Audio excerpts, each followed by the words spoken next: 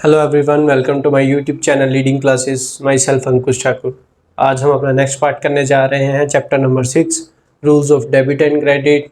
अभी तक हम मॉडर्न क्लासिफिकेशन तक जो है चैप्टर को कवर कर चुके हैं। नेक्स्ट हम क्या करेंगे, आज जो मॉडर्न क्लासिफिकेशन के हमने समझे थे रूल्स डेबिट और क्रेडिट के, आज उन्हें एक एक करके पांचों जो अकाउंट्स हैं मॉडर्न क्लासिफिकेशन के एग्जाम्पल्स के साथ समझेंगे, ताकि आपको चीज़ें और ज़्यादा क्लियर हो जाएं। और इसके बाद हमारा जो लास्ट टॉपिक रह जाएगा वो है डिफरेंट अकाउंट्स और उनकी जो है कैटेगराइजेशन करना रियल, नॉमिनल और पर्सनल के बेसिस पे। इसके बाद हम वो भी करेंगे। तो आइए शुरू करते हैं आज का लेक्चर, जिसमें क्या है, सबसे पहले हमने हमारे जो 5 अकाउंट्स थे वो थे एसेट्स, लाइबिलिटीज़, एक्सपेंसेस, कैपिटल और रेवेन्यू अकाउंट। आज हम पहले स्टार्ट करते हैं एसेट्स अकाउंट से।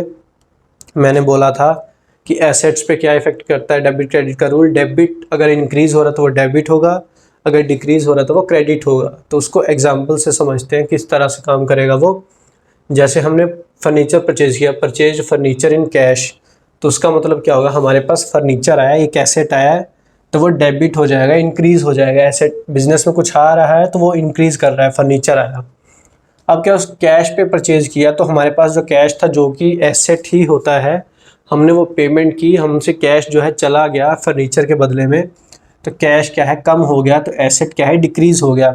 इस वे में ये जो है चीज़ें काम करती है इस तरह कि एसेट में डेबिट का मतलब इंक्रीज़, क्रेडिट का मतलब डिक्रीज़। सेकंड है, अगर मान लो कि इसने सेल किया हो एसेट सेल किया हो अपना, उसमें क्या होगा, एसेट हमारा चला जाएगा, डिक्रीज़ होगा, कैश आ जाएगा उसके बदले में, तो एसेट इंक्रीज़ हो जाएगा। तो ये वाइस वर्सा हो जाएगा। अगर हम कल को आगे चल के फर्नीचर पुराना हो जाए, उसे सेल कर देते हैं, डेप्रिसिएशन लग चुका है उसका, उसकी वैल्यू जो स्क्रैप बची उसको सेल कर देते हैं।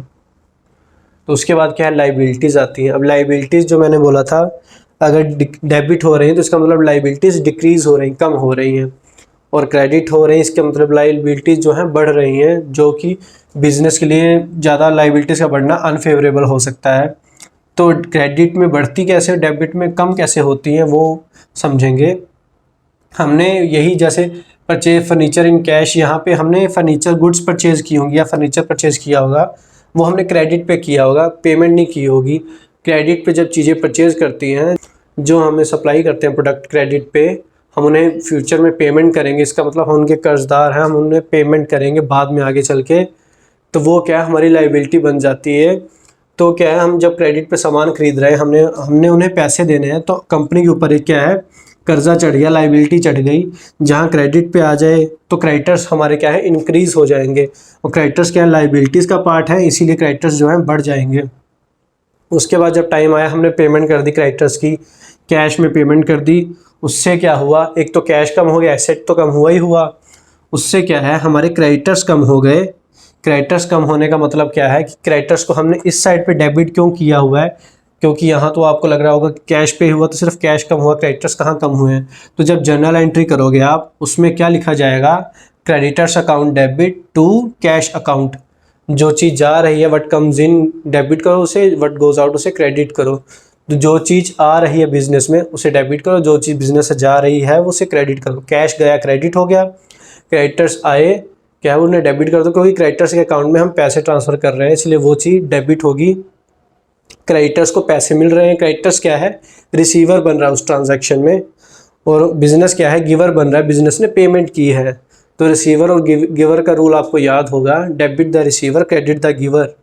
डेबिट कौन हो रहा है इसमें, क्रेडिटर, क्योंकि क्रेडिटर को पेमेंट रिसीव हो रही है। क्रेडिटर कौन बन रहा है, गिवर कौन है, बिजनेस, क्योंकि उसने पेमेंट करी है। इसीलिए लाइबिलिटीज़ जब डिक्रीज़ होंगी तो वो डेबिट होंगी, इंक्रीज़ होंगी तो वो क्रेडिट होंगी। ये दोनों चीज़ें आपको समझ आई। नेक्स्ट हम चलते हैं थर्ड पे। थर्ड क्या है, कैपिटल। अब कैपिटल क्या थी, जो हम कैपिटल कैश इंट्रोड्यूस करते थे बिजनेस में, कैपिटल लेके आते थे, पैसे लेके आते थे बिजनेस चलाने के लिए, स्टार्ट करने के लिए। तो उससे क्या होता था, बिजनेस के पास कैश आता था, कैश भी बढ़ता था और कैपिटल भी इंक्रीज़ होती थी, क्योंकि वो कैश हमारा ही था और हमारे कैपिटल अकाउंट में जाता था, जो कि पर्सनल अकाउंट की कैटेगरी में आता है। कैपिटल अकाउंट पार्टनर का या ओनर का ही होता है। हमारे पैसे हमारे ही अकाउंट में आ रहे हैं तो हमारे ही जो है बैलेंस बढ़ाएंगे। तो बिजनेस क्या, उनको क्रेडिट शो करता था। क्रेडिट क्यों शो करता था, क्योंकि कैपिटल अकाउंट बिजनेस के लिए लाइबिलिटी रहती है, तो जो कि लाइबिलिटी है उनको क्रेडिट साइड इसलिए रिकॉर्ड करता है क्योंकि उन्हें कभी ना कभी इन फ्यूचर में उसकी पेमेंट करनी पड़ेगी, उन्हें आउटफ्लो करना पड़ेगा। तो इसलिए क्या है, जो है कैपिटल्स जो है हमेशा क्रेडिट होने पे इंक्रीज़ होगी और डेबिट होने पे डिक्रीज़ होगी। डेबिट कब होगी, डिक्रीज़ कब होगी, जब हम विड्रॉ करवा लें, उसमें से पैसे निकलवा लें, हम अपने खुद के ही पैसे जो है निकलवा लें, तो वो क्या है ड्राइंग्स हो जाएंगी, विड्रॉ हो जाएगा, तो वो चीज़ डेबिट हो जाएगी। अब इस पे भी ना हर चीज़ में एक रूल फॉलो करता है, debit the receiver credit the giver. अब इसमें क्या है, डेबिट द रिसीवर, रिसीव कौन कर रहा है, जो कैपिटल अकाउंट है वो पर्सनल अकाउंट है, जो हमारा खुद का अकाउंट है, हम खुद रिसीव कर रहे हैं, तो हम अपने अकाउंट को क्या है डेबिट करेंगे, उससे कम हो जाएगा। क्रेडिट कौन कर रहा है, क्रेडिट कौन है, गिवर कौन है, बिजनेस है, बिजनेस अपना अकाउंट जो है क्रेडिट करेगी, तो जो है उसी से डेबिट करने से हमारा जो है अकाउंट है वो कम हो जाएगा इसमें। तो नेक्स्ट हम आते हैं एक्सपेंसेस में। एक्सपेंसेस में क्या है, एक्सपेंसेस क्या कहते हैं कि जो जितने भी एक्सपेंसेस हैं हमारे, जितना हम उन्हें डेबिट करेंगे, डेबिट करने पे वो इंक्रीज़ होते थे, क्रेडिट करने में डिक्रीज़ होते थे अकॉर्डिंग टू मॉडर्न क्लासिफिकेशन।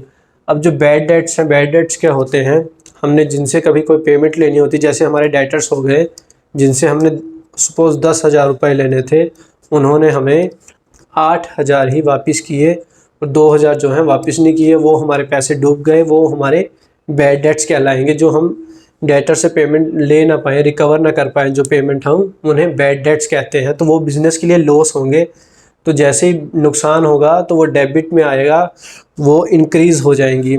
और वो क्रेडिट में कैसे होंगे, डिक्रीज़ कैसे होंगी, वही बैड डेट्स जो हम मान के चल रहे थे अब रिकवर नहीं होने वाले, वो रिकवर हो जाए, वो पेमेंट हो जाए 2,000 रुपये की, तो वो हमारे पास क्या है क्रेडिट में आ जाएंगी। क्रेडिट में क्यों आ जाएंगी, क्योंकि मैंने एक्सपेंसेस के साथ साथ एक अकाउंट बताया था P&L अकाउंट, जिसमें डेबिट साइड में एक्सपेंसेस और लॉसेस आते हैं, क्रेडिट साइड में इनकम एंड गेन्स आती है।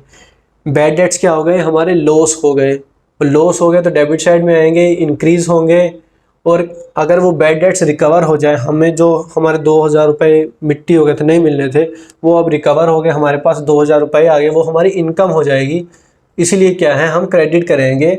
इसका मतलब क्या है, क्रेडिट होने पे इंक्रीज़ होगी, डेबिट होने पे चीज़ें डिक्रीज़ होगी।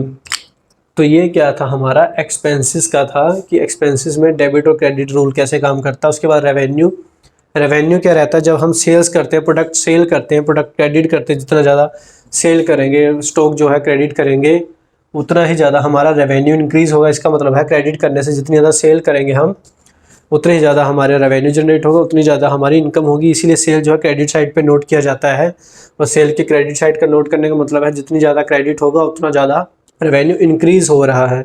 और वही सेल की हुई चीज़ें अगर वापस आ जाती है सेल्स रिटर्न्स की फॉर्म में, तो उसमें क्या है हमारे पास मतलब क्या है, हमारे पास जो चीज़ें वापस आ गई, हमें कैश वापस करना पड़ रहा है। तो चीज़ें डेबिट हो गई लेकिन कैश चला गया। इसका मतलब क्या है, हमारा जो रेवेन्यू है डेबिट होने पे कम हो जाता है। अगर सेल्स रिटर्न हो जाती हैं, हमारा जो रेवेन्यू है वो कम हो जाता है, कैश आउटफ्लो हो जाता है कैश का। तो इसी से क्या पता चलता है, रेवेन्यू का डेबिट होना रेवेन्यू डिक्रीज़ करता है, रेवेन्यू का क्रेडिट होना रेवेन्यू इंक्रीज़ करता है। तो ये हमारे जो मॉडर्न क्लासिफिकेशन थी, उनको हमने एग्जांपल्स के थ्रू समझा है। अब हम करेंगे क्लासिफिकेशंस डिफरेंट अकाउंट्स की, मतलब किस अकाउंट्स में कौन सी कैटेगरीज के अकाउंट जो है फॉल करते हैं रियल, नॉमिनल और पर्सनल के बेसिस पे।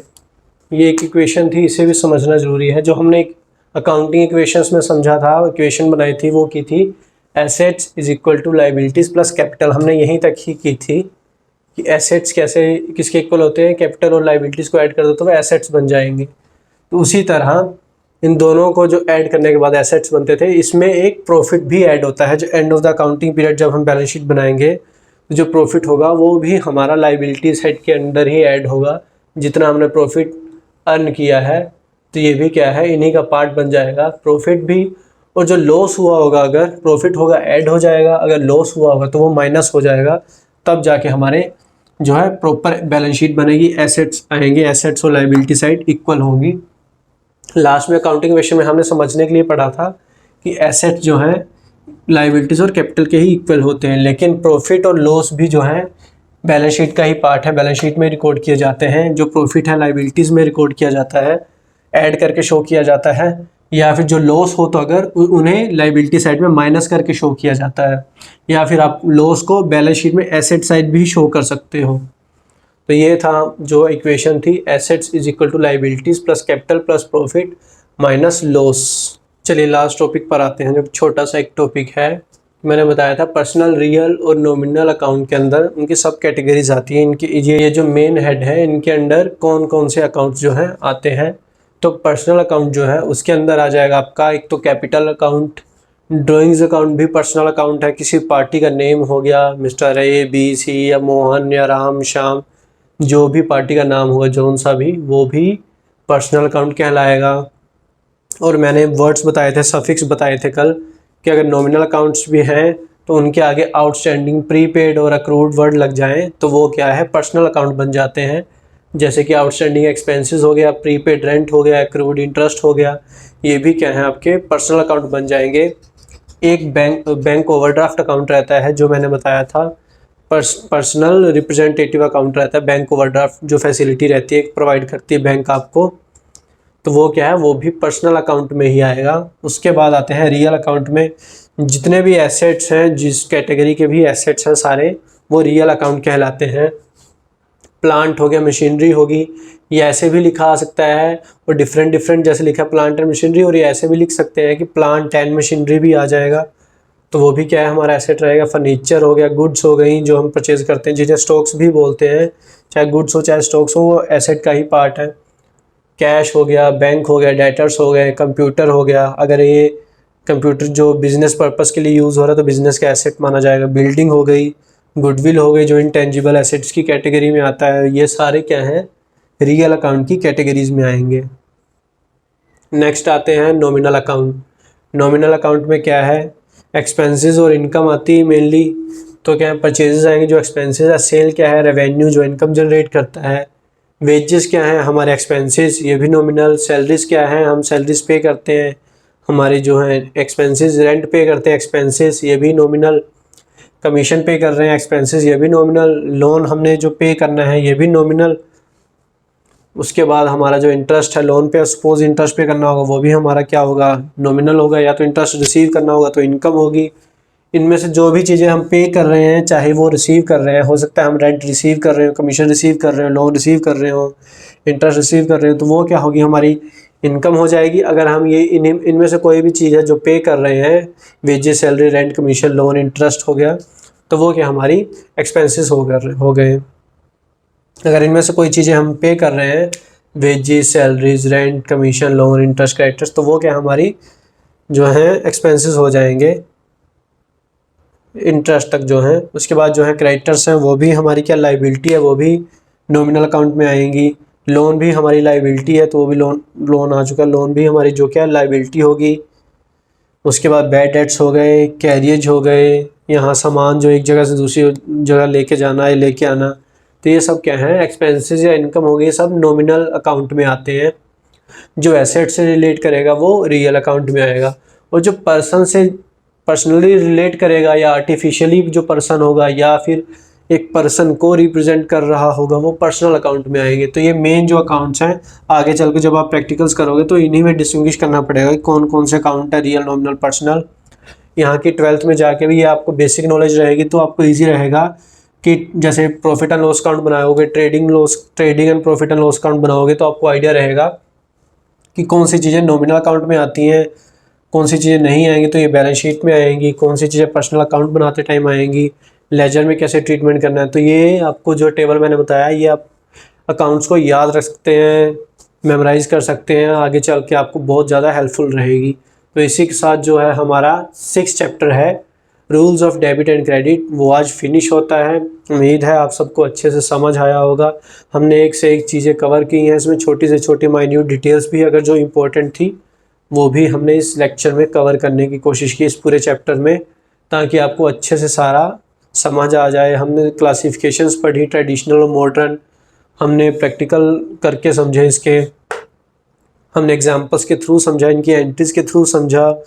जो जितना भी मैं करा पाया, जितना भी मेरे से पॉसिबल हुआ, मैं आपको मैक्सिमम जो है उस लेवल तक समझा पाया हूँ ये rules of debit and credit. इसके बाद क्या है, मैं हैंडमेड नोट्स प्रोवाइड कर रहा हूँ आपको, जो कि बेटर हैंडमेड नोट्स हैं, बेटर फॉर्म में है, PDF फॉर्म में है और बहुत अच्छे से उनमें एक्सप्लेन किया गया है ऐसे ही चैप्टर्स को, चीज़ों को।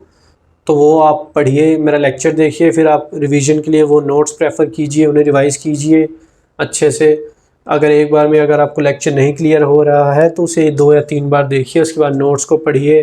अगर आपको फिर भी कोई डाउट है या प्रैक्टिकल में कोई डाउट है तो आप मुझे कमेंट सेक्शन में कमेंट करके पूछ सकते हैं, या फिर हमारे जो है टेलीग्राम चैनल पे ज्वाइन कीजिए, वहाँ पे आप टेक्स्ट कर सकते हैं हमें। तो इसी के साथ जो है हमारा ये चैप्टर फिनिश होता है और आप हमारे जो है लेक्चर्स को डेली बेसिस पे देखते रहिए। हमारे चैनल को लाइक, शेयर और सब्सक्राइब कीजिए। Thank you.